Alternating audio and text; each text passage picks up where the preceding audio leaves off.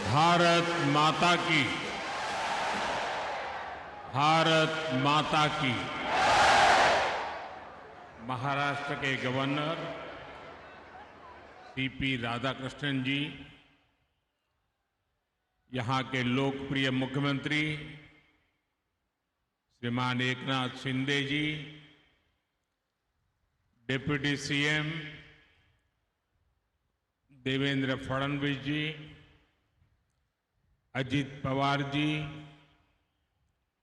राज्य सरकार के अन्य मंत्रीगण, सांसद, विधायक, अन्य वरिष्ठ महानुभाव और महाराष्ट्र के मेरे प्यारे भाई और बहनों, महाराष्ट्राच्या देवी शक्तीचे 3.5 शक्तीपीठ तुळजापूरची आई भवानी, कोल्हापूरची महालक्ष्मी देवी, माहुरगडची जी आई रेणुका आणि बणीची सप्तशृंगी देवी यांना मी कोटी कोटी वंदन करतो।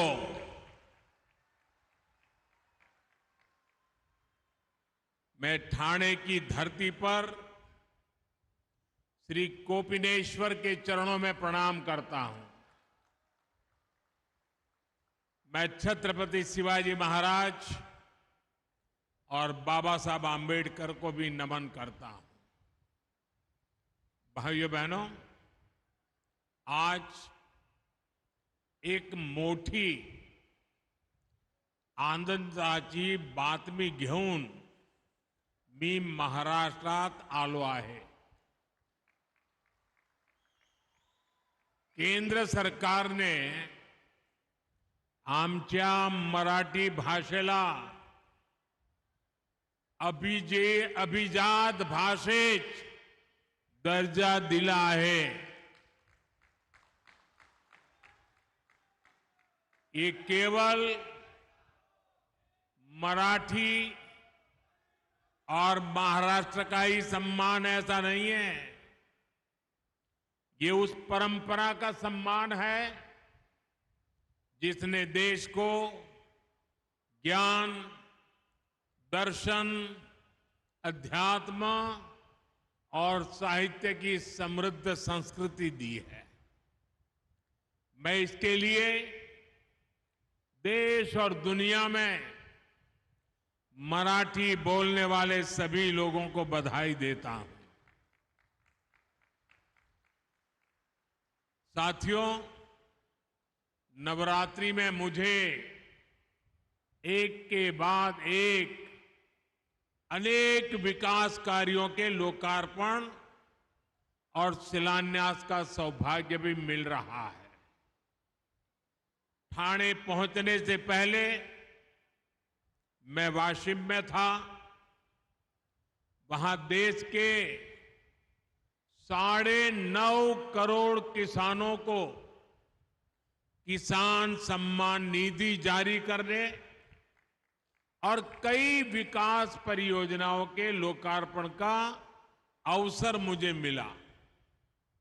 अब ठाणे में महाराष्ट्र के आधुनिक विकास के कई बड़े कीर्तिमान गढ़े जा रहे हैं। मुंबई एमएमआर और महाराष्ट्र के विकास की ये सुपर फास्ट स्पीड आज का दिन महाराष्ट्र के उज्जवल भविष्य की झलक दे रहा है। आज महायुति सरकार ने मुंबई एमएमआर में 30,000 करोड़ रुपए से ज्यादा के प्रोजेक्ट शुरू किए हैं। आज 12,000 करोड़ रुपए से ज्यादा की ठाणे इंटीग्रल रिंग मेट्रो का भी शिलान्यास हुआ है। Navi Mumbai airport influence area यानी नैना प्रोजेक्ट, छेड़ा नगर से आनंद नगर तक elevated eastern freeway, Thane municipal corporation का नया मुख्यालय, ऐसे कई बड़े विकास कार्यों का भी आज शिलान्यास हुआ है। ये विकास कार्य मुंबई और ठाणे को आधुनिक पहचान देंगे। साथियों, आज ही आरए से बीकेसी मुंबई की एक्वा लाइन मेट्रो का शुभारंभ भी हो रहा है। इस लाइन का मुंबई के लोग काफी समय से इंतजार कर रहे थे। मैं आज जापान सरकार का भी आभार व्यक्त करना चाहता हूं। जापान ने जापानीज इंटरनेशनल कोऑपरेशन एजेंसी के जरिए इस प्रोजेक्ट में बहुत सहयोग दिया है। इसलिए ये मेट्रो एक तरह से भारत जापान मित्रता की भी प्रतीक है। भाइयों बहनों, ठाणे से बाला साहब ठाकरे को विशेष लगाव था। ये स्वर्गीय आनंद दिघे जी का भी शहर है।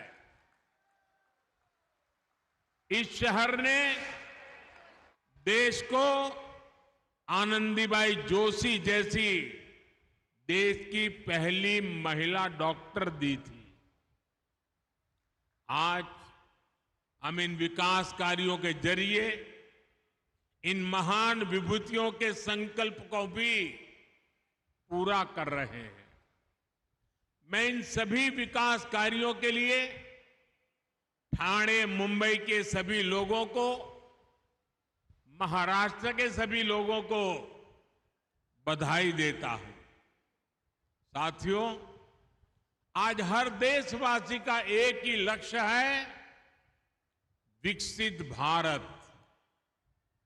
इसलिए हमारी सरकार का हर निर्णय,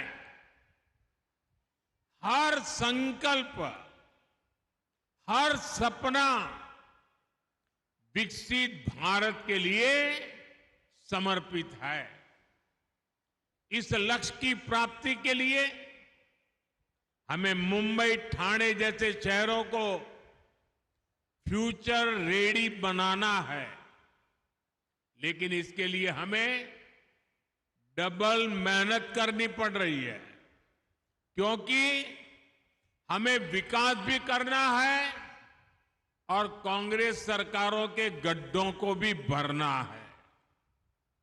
आप याद करिए, कांग्रेस और उसके सहयोगी मुंबई, ठाणे जैसे शहरों को किस तरफ लेकर जा रहे थे। शहर की आबादी बढ़ रही थी, ट्रैफिक बढ़ रहा था, लेकिन समाधान कोई नहीं था। मुंबई शहर देश की आर्थिक राजधानी, उसके थमने, ठप होने की आशंकाएं जताई जाने लगी थी। हमारी सरकार ने इस स्थिति को बदलने का प्रयास किया है। आज मुंबई महानगर में लगभग 300 किलोमीटर का मेट्रो नेटवर्क तैयार हो रहा है। आज मरीन ड्राइव से बांद्रा तक का सफर कोस्टल रोड से 12 मिनट में पूरा हो रहा है। अटल सेतु ने दक्षिण मुंबई और नवी मुंबई के बीच उस दूरी को भी कम कर दिया है। ऑरेंज गेट से मरीन ड्राइव भूमिगत टनल प्रोजेक्ट में तेजी आई है। ऐसे कितने ही प्रोजेक्ट हैं जो मैं गिनता जाऊं तो लंबा समय निकल जाएगा। वर्सोवा से Bandra sea bridge project, eastern freeway, Thane Borivali tunnel, Thane circular metro rail project, ऐसे प्रोजेक्ट से इन शहरों की तस्वीर बदल रही है। इसका बहुत बड़ा फायदा मुंबई के लोगों को होगा। इनसे मुंबई और आसपास के शहरों में मुश्किलें कम होगी। यहां रोजगार के नए मौके बनेंगे, यहां उद्योग धंधे बढ़ेंगे। साथियों, आज एक तरफ महायुति सरकार है जो महाराष्ट्र के विकास को ही अपना लक्ष्य मानती है। दूसरी ओर कांग्रेस और महाआघाड़ी वाले लोग हैं, उन्हें जब भी मौका मिलता है वो विकास के काम को ठप कर देते हैं।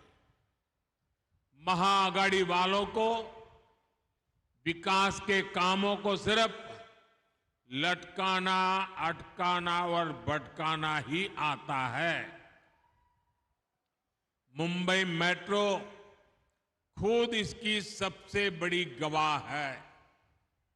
मुंबई में मेट्रो लाइन 3 की शुरुआत देवेंद्र फडणवीस जी के मुख्यमंत्री रहते हुई थी। इसका 60% काम उनके कार्यकाल में हो भी गया था, लेकिन फिर महाआघाड़ी की सरकार आ गई। महाआघाड़ी वालों ने अपने अहंकार में मेट्रो का काम लटका दिया। 2.5 साल तक काम अटके रहने से प्रोजेक्ट की कीमत 14,000 करोड़ रुपए बढ़ गई। ये 14,000 करोड़ रुपया ये किसका पैसा था? क्या ये पैसा महाराष्ट्र का नहीं था? क्या ये पैसा महाराष्ट्र के नागरिकों का नहीं था? ये महाराष्ट्र के टैक्स पेयर्स की मेहनत का पैसा था। भाइयों बहनों, एक और काम पूरा करने वाली महायुति सरकार, दूसरी ओर विकास को रोकने वाले महाआघाड़ी के लोग। महाआघाड़ी ने अपने ट्रैक रिकॉर्ड से साबित किया है कि वो महाविकास विरोधी लोग हैं। इन्होंने अटल सेतु का विरोध किया था। इन्होंने मुंबई अहमदाबाद बुलेट ट्रेन को ठप करने की पूरी साजिश की। जब तक ये सत्ता में रहे, इन्होंने बुलेट ट्रेन के काम को आगे नहीं बढ़ने दिया। इन्होंने तो महाराष्ट्र के सूखाग्रस्त इलाकों में पानी से जुड़े प्रोजेक्ट तक को नहीं बख्शा। जो काम महाराष्ट्र के लोगों की प्यास बुझाने के लिए शुरू हुए थे, महाआघाड़ी सरकार ने उन्हें भी रोक कर रखा था। ये आपका हर काम रोक देते थे। अब आपको इन्हें रोक देना है। महाराष्ट्र में विकास के इन दुश्मनों को सत्ता के बाहर ही रोक देना है, सैकड़ों मील दूर रखना है। साथियों, कांग्रेस भारत की सबसे बेईमान और भ्रष्ट पार्टी है।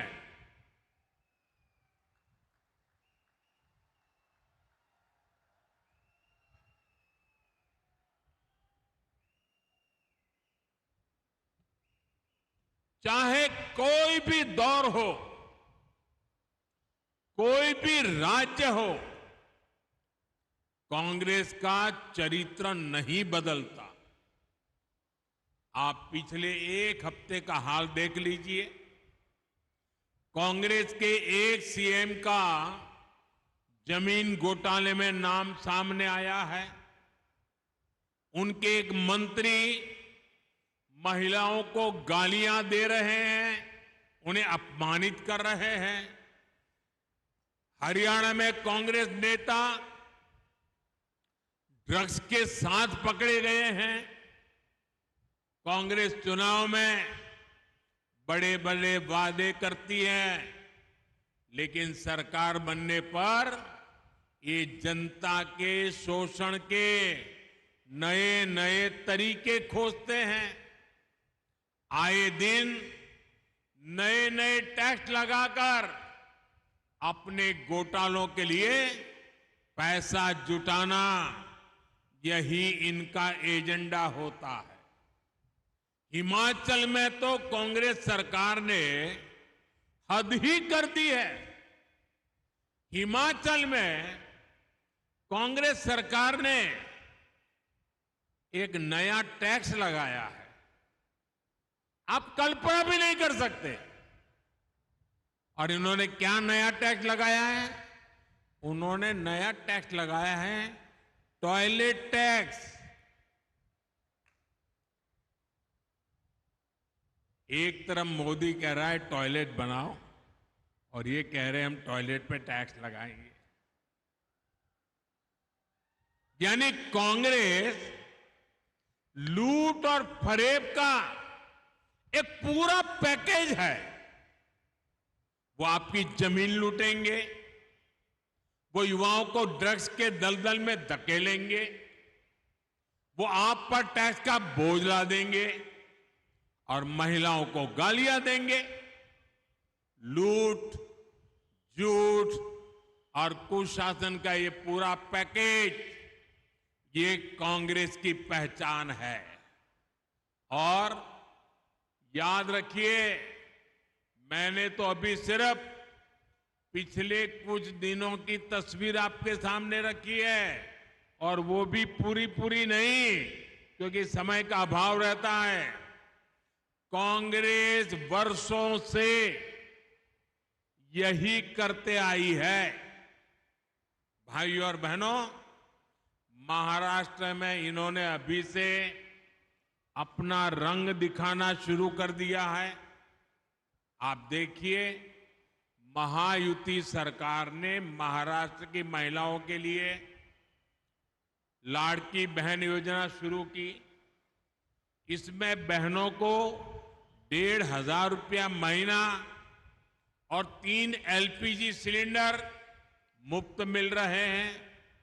महाआघाड़ी वाले इसे हजम नहीं कर पा रहे हैं।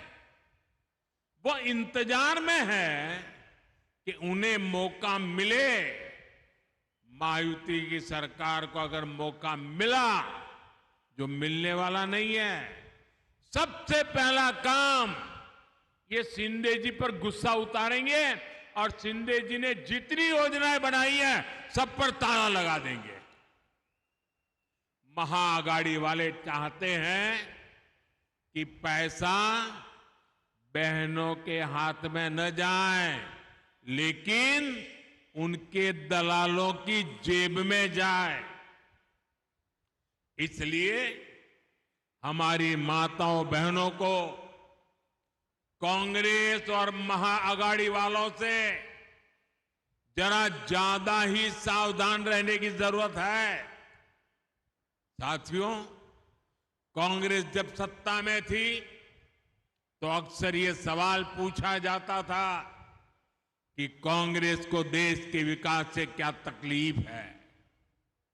लेकिन जब से ये लोग सत्ता से बाहर गए हैं, इस सवाल का जवाब इन्होंने खुद दे दिया है। आज कांग्रेस के असली रंग खुलकर सामने आ गए हैं। कांग्रेस को अब अर्बन नक्सल का गैंग चला रहा है। पूरी दुनिया में जो लोग भारत को आगे बढ़ने से रोकना चाहते हैं। कांग्रेस अब खुलकर उनके साथ खड़ी है।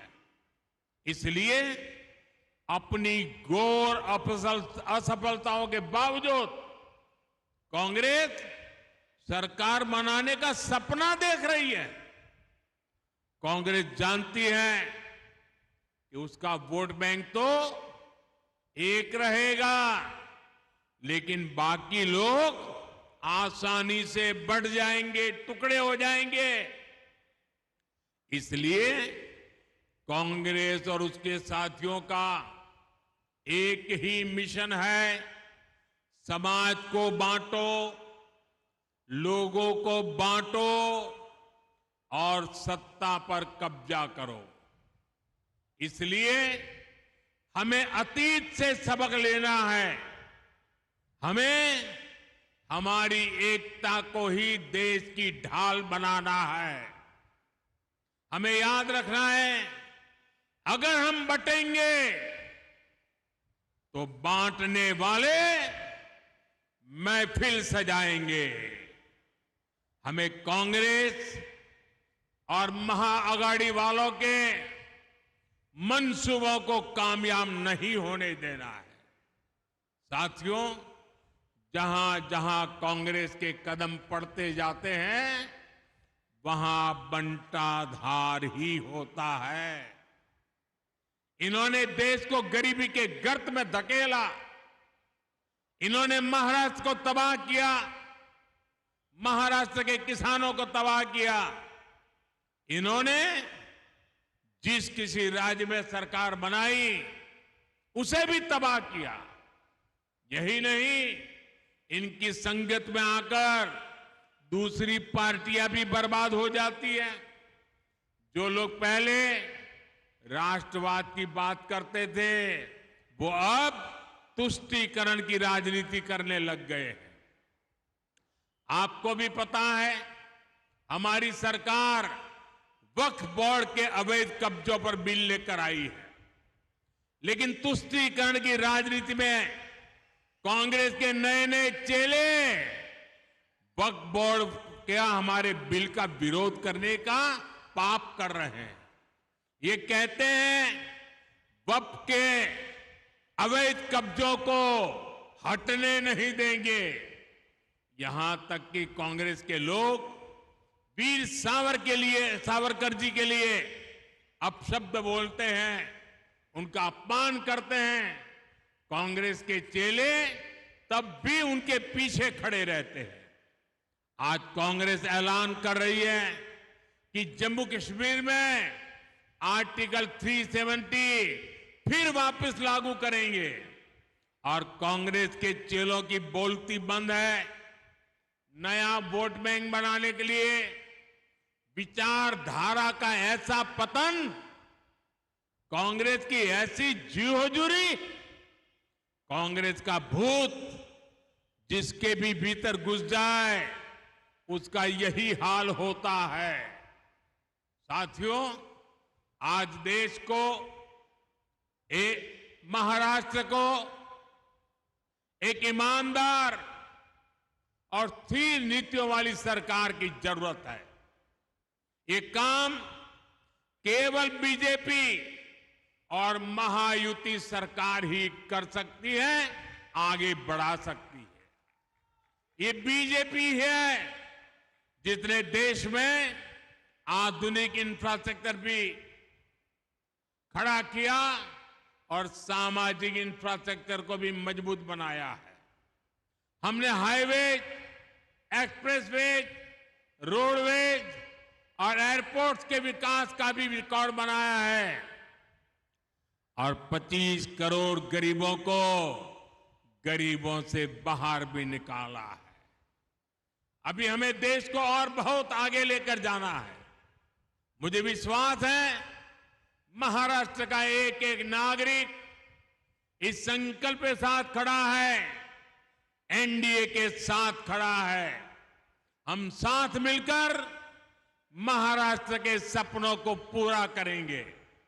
इसी विश्वास के साथ मैं फिर एक बार आप सबको सभी विकास की परियोजनाओं के लिए, विकास के ढेर सारे कामों के लिए बहुत बहुत बधाई देता हूं।